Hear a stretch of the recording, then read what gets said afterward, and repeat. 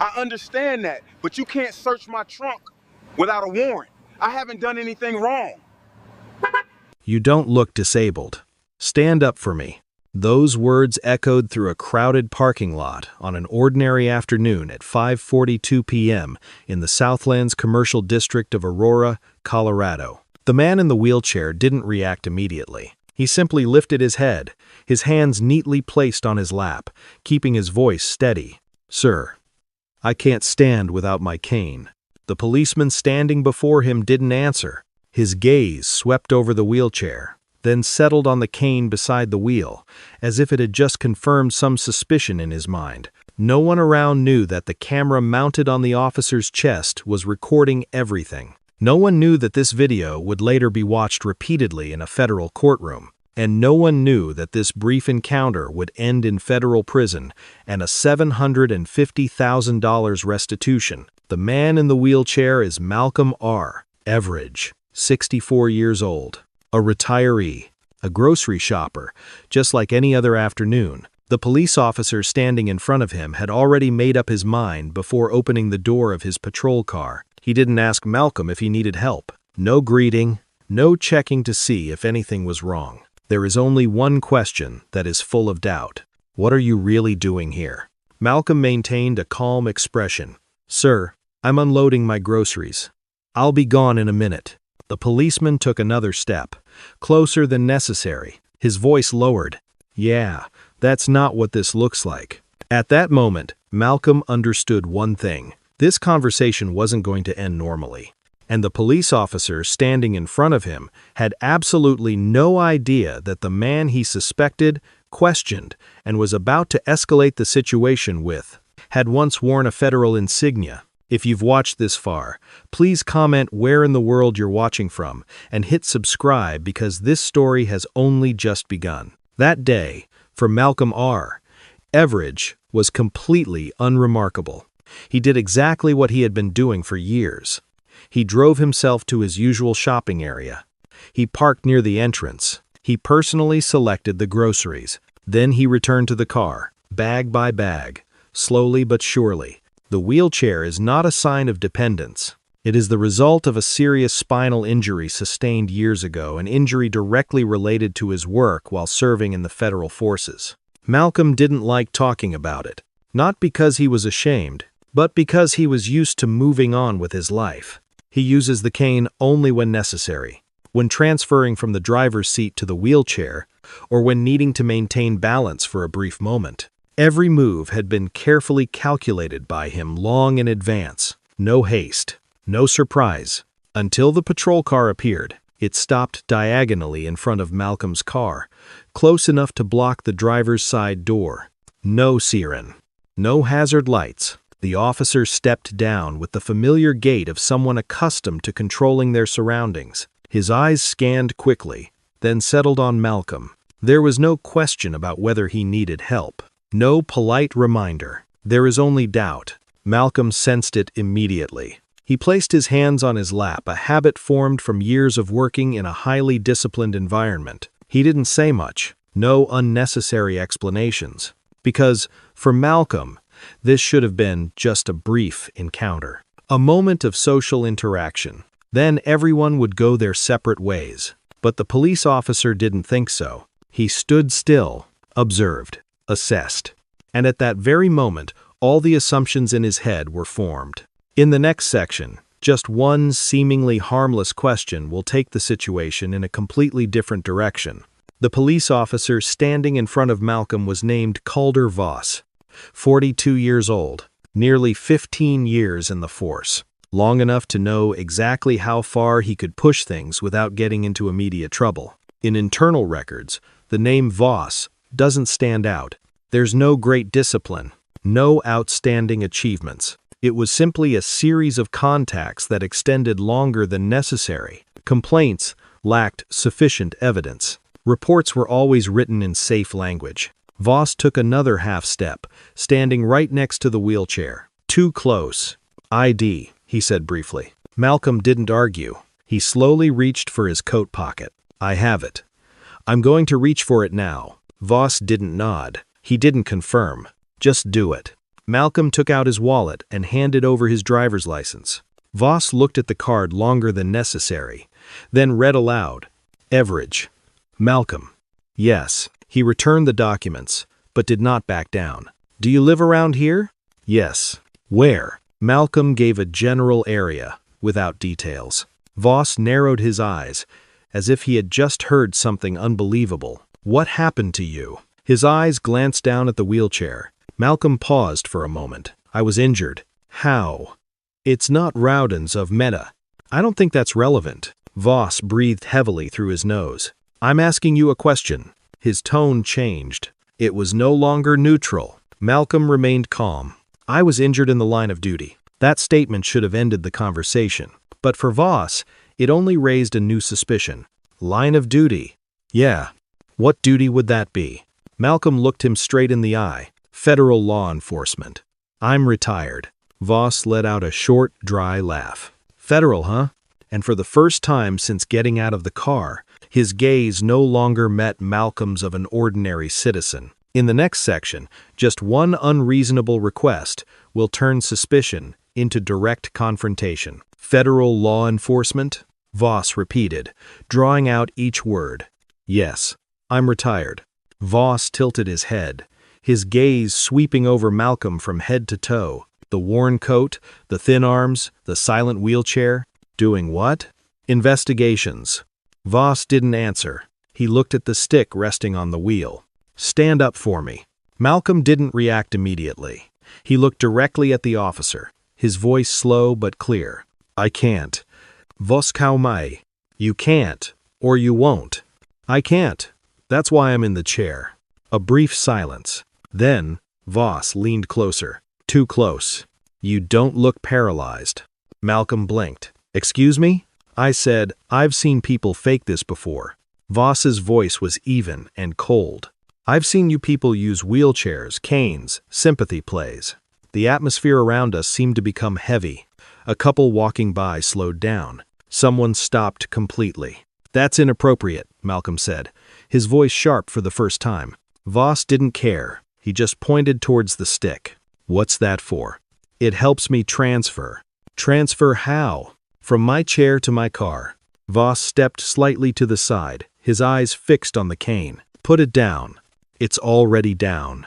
Voss gritted his teeth. Don't get smart with me. Malcolm took a deep breath. Officer, I'm not resisting anything. I've answered your questions. Voss shook his head slowly. I decide when we're done. And right now, something's not adding up. What's not adding up? Voss looked directly at Malcolm. You. In the next section, suspicion will officially translate into action. Voss glanced quickly around the parking lot. Several people had stopped. A phone was held up, pointed directly at them. He turned to look at Malcolm. I'm asking you again, Voss said, his voice turning cold. Why are you really here? Malcolm didn't avoid eye contact. To buy groceries. Voss shook his head. Nah. That's not it. He raised his hand to the walkie-talkie. Dispatch, Voss said, his eyes still fixed on Malcolm. I've got a black male subject refusing to comply. Malcolm spoke up immediately. I'm not refusing anything. Voss continued, as if he hadn't heard. Subject appears agitated. Possible deception. Malcolm remained seated, his arms open and resting on his lap. The wheelchair didn't move at all. Officer, Malcolm said, his voice calm. This is unnecessary. Voss lowered the walkie-talkie and leaned closer. You people always say that right before things go sideways. Then his gaze fell on the stick again. Drop it. Now. I'm not holding it. Voss tightens his jaw. Last warning. There was no movement from Malcolm. He didn't reach out. It was impossible. Voss took a step forward, his hand grabbing the stick. The jerk was sudden, not a reflex. The stick dragged across the concrete, making a dry, scraping sound. Hey, don't do that, Malcolm Noy. Voss took half a step back, holding the stick out in front of him. See? He said loudly, loud enough for those around him to hear. This is exactly what I'm talking about. That's a mobility aid, Malcolm Dapp. You don't have the right. Stay right there. Voss Cotton Gang. Don't move. Malcolm didn't move. He couldn't. You just took away my support, Malcolm Noy. Give it back. Voss didn't answer. He looked at the stick, then at Malcolm, then back at the stick. Dispatch. Voss Niva radio. Subject had an object within reach. I've secured it. A woman near the store spoke up. He's in a wheelchair. Voss spun around. Ma'am, stay back. His voice was colder. Stay back. In the next section, taking away the stick will lead to the most dangerous moment. Voss still held the stick in his hand. He rotated it slightly, as if considering something. Then he gave the order. Hands. Put your hands where I can see them. Malcolm looked down at his hands. They already are. Higher. Malcolm raised his arms a few more inches. Without his cane for support, his center of gravity shifted slightly in the wheelchair. Voss immediately took notice. Don't lean forward. I'm not. Malcolm dab. I'm trying to stay stable. Voss didn't answer. He stepped forward, using his free hand to press firmly on Malcolm's shoulder, forcing him to lean back. There, Voss Noy. Stay like that. Malcolm exhaled heavily. Don't touch me. Then stop moving. I'm disabled, Malcolm said, enunciating each word clearly. You're making this worse. Voss didn't answer. He glanced around, faces staring. Phones still held aloft. Turn your body cam on, someone shouted. It's already on, Voss retorted. He bent down, then dropped the stick to the ground. Not to return it, but toss it far away, out of Malcolm's reach. The stick rolled a few times and then lay still. Now, Voss Noy Chum Rai. We're going to figure out what's really going on here. There is nothing to figure out, Malcolm Dapp. I've identified myself. I've complied. You've been argumentative, Voss said louder. I haven't. You don't get to decide that. Voss stepped behind the wheelchair. His hands rested on the backrest. What are you doing? Malcolm asked, his voice starting to strain. Don't turn around. I can't turn around. Voss gently pushed the wheelchair, just a small amount of force. But for Malcolm, it was enough to send a searing pain shooting up his spine. Stop, Malcolm Noy. You're hurting me. Voss released his grip and stepped back to stand in front of him. Stand by, he said into the radio. I might need another unit. For what? Malcolm Hoy. Voss bent down, face to face. For your attitude. In the next part, the appearance of the second person will make it impossible to hide anything anymore. An engine roared from behind. Another patrol car pulled into the parking lot, its lights still flashing. The car stopped behind Voss's vehicle. Blocking the way, the car door swung open. Officer Kyle Mendoza, 27, stepped down. The moment he saw the scene before him, he froze. An elderly man in a wheelchair. A cane lay on the ground a few feet away. Voss was standing so close, almost touching him. What's going on? Mendoza Hoy. Voss answered immediately, without turning around. He's being uncooperative. Malcolm turned his head toward Mendoza, his voice still clear. That's not true, Voss snapped. I didn't ask you to speak. Mendoza glanced at Malcolm, then down at the cane. His expression changed. Sir. Mendoza Hoy Malcolm. Are you injured? I am now, Malcolm Dopp. Your partner put hands on me. Voss spun around. I did not. You grabbed my arm, Malcolm Noy. You pushed my chair. Mendoza didn't say anything right away. He looked around the onlookers, the cameras recording. No one was leaving. Sergeant's on the way, Mendoza Noy Chumrai. Let's slow this down. Good, Malcolm Dapp. Because this has gone too far. Voss breathed heavily through his nose. This doesn't need a sergeant. Mendoza did not reply. A few minutes later, a commander's SUV pulled up. Sergeant Denise Whitaker, 41, stepped out of the vehicle. She didn't run. She wasn't in a hurry. Her gaze swept across the entire scene, the wheelchair, the cane, the crowd, and Voss's position. What do we have? Whitaker Hoy. Voss spoke immediately, his voice quick and firm. Subject's been argumentative from the start, refused commands, had an object within reach. Whitaker looked down at the stick. That object? She asked. Yes, ma'am. I secured it. Malcolm spoke up before Whitaker could turn around. That's my mobility cane. He took it from me. Whitaker raised his hand to signal a stop. Sir, I'll get to you. Then she turned to Voss, her voice lowering. Why is his cane on the ground? Voss opened his mouth, then paused for a moment. Officer safety. Whitaker didn't answer immediately. She looked at Malcolm more closely than before. Sir, Bahoy, do you need medical attention?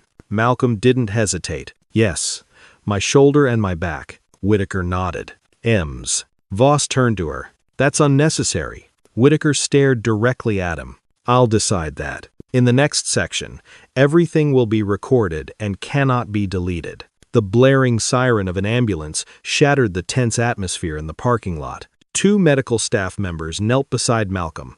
They asked basic questions. Malcolm answered clearly and coherently, until a hand touched his left shoulder. That hurts, Malcolm said, his voice tightening. The medical staff member looked up at Sergeant Whitaker. We should transport. Whitaker nodded. Go ahead. As Malcolm was being placed on the stretcher, Whitaker stepped aside with Voss. Her voice was low, just loud enough for the 2 of them to hear. You put hands on him? Bahoy. No, Voss replied immediately. I guided him. Whitaker didn't argue. Her gaze swept over the camera mounted on Voss's chest. We'll review it. At the hospital, the doctors do what they always do. They take measurements. They take pictures. They take notes. Bruising on the upper arm, shoulder muscle strain, back pain due to sudden wheelchair movements. Every detail was photographed, time-stamped, and filed. Malcolm asked for a phone. He made a short call. The following morning, a formal internal review was opened. The Voss body cam was recovered. Dash cam footage from a second patrol car was extracted. Videos filmed by citizens began appearing online. The first thing the investigators noticed was the stark difference. In Voss's report, the word weapon appears multiple times. In the video, no one refers to the stick as a weapon. On the radio, Voss described Malcolm as agitated and uncooperative. In the video, Malcolm remained seated throughout the entire incident. What was written on the paper didn't match what the camera saw. And that's when the matter is no longer in the hands of a local police department. In the next phase, the federal government will step in quietly but decisively. There was no press release, no press conference, no public explanation. The involvement of federal agencies occurred quietly. The first request sent was very brief. All records relating to Calder Voss. History of complaints. Reports of use of force. Training records. Periodic psychological assessments. The file grew thicker much faster than many people expected. The investigators compared every word in Voss's report with every frame in the video. They listened to the radio recording again. They compared the timing, intonation, and description. Agitated, uncooperative, possible threat. Nothing appeared on the screen. Malcolm R. Everidge has also been verified. Retired from the FBI. Interdisciplinary mission. Injuries documented in official records. No prior convictions. No complaints. Someone who has worked on the other side of the badge and understands all the limits of police power. Inside the office, the atmosphere began to change. Voss was placed on administrative leave. He told his colleagues that everything had been politicized, that the other man was playing the racial card, that the video didn't show the whole truth.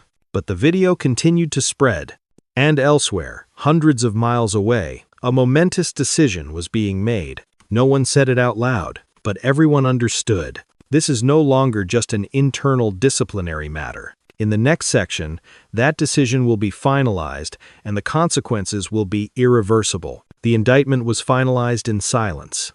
No internal emails, no notification to the police department, not a single word in the press. The file was sealed. Within it are every video frame, every word in the radio report, every medical detail, time-stamped. And there's only one conclusion. Civil rights have been violated. Calder Voss didn't know that. He stayed home during his administrative leave, waiting for the evaluation results. He believed everything would go on as it had before, until one Tuesday morning. New sirens. No banging on doors. 2 men in plain clothes stood on the porch. They showed their ID badges. Federal agents. Voss opened the door and paused for a moment. You're being charged under federal civil rights statutes. No lengthy explanation is needed. Voss didn't argue. He just asked a question. Can I call a lawyer? Of course. By noon, the police department issued a brief statement confirming that an officer had been arrested under a federal arrest warrant. No defense, no justification. Calder Voss's badge was confiscated. The weapon was sealed as evidence. All system access was locked before the afternoon shift began. From that point on, Voss was no longer a police officer. In the next part, everything will be revealed before the jury. The courtroom was quiet. There were no shouts, no emotional speeches. The prosecutor began the case with a simple sentence. Let the jury watch. The large screen lit up. The body cam video runs from the very first second, the moment Calder Voss opens the door of his patrol car, until Malcolm R. Everidge is placed on a stretcher. No editing, no fast-forwarding, no commentary. The jury saw it all. The way Voss stood so close, the way he interrupted, the way his gaze shifted as he looked at the wheelchair and the cane, the moment the cane was dislodged from the wheel, the slight push on the wheelchair, just enough to cause pain, just enough to warrant denial. Then the sound echoed clearly through the courtroom. I've seen you people fake this before. That statement hangs in the air, heavier than any argument. Expert witnesses were called in. A coach who used police force explained slowly. None of Malcolm's actions qualified for detention, let alone the use of force. A disability rights expert stated bluntly, you have no right to ask someone to prove they are disabled, and you certainly have no right to take away their assistive devices. When it was his turn, Malcolm stepped up to the witness stand, without drama or outrage. He recounted the injury he sustained during a federal mission years ago, how he relearned every small movement to live independently, and the feeling of losing his balance when his cane was taken away. I don't expect special treatment, he said. I just want to be treated according to the law. Calder Voss, also available. He said he felt unsafe, that the stick could be a threat. The prosecutor paused the video and pointed to the screen. Show us the moment, she said, where that fear was reasonable. Voss did not reply. In the end, the jury will make their decision, and the price will be determined. The jury didn't take long to decide. They watched the entire video, listened to every word, compared every detail. When they returned to the courtroom, no one showed any hesitation. Guilty. Guilty on all federal charges. Calder Voss stood still. No reaction. No bowing of the head. Just staring straight ahead, as if he hadn't yet fully accepted that it was all over. The sentencing hearing took place a few weeks later. The judge didn't raise his voice. There was no need to. You abused your power, she said slowly. You targeted a disabled person not based on their actions, but on prejudice. And when the law demanded restraint, you chose to escalate. The verdict was announced.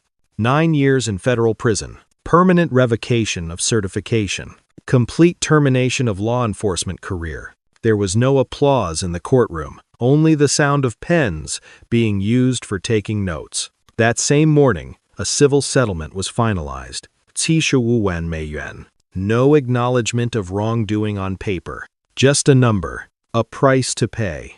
Outside the courthouse, Malcolm R. Everidge stood beside his lawyer. When asked how he felt, Malcolm paused for a moment. Tired, he said, but relieved. A few weeks later, the police department announced a new disability rights training program. Calder Voss's name was removed from the personnel list. No farewell ceremony. No words of thanks.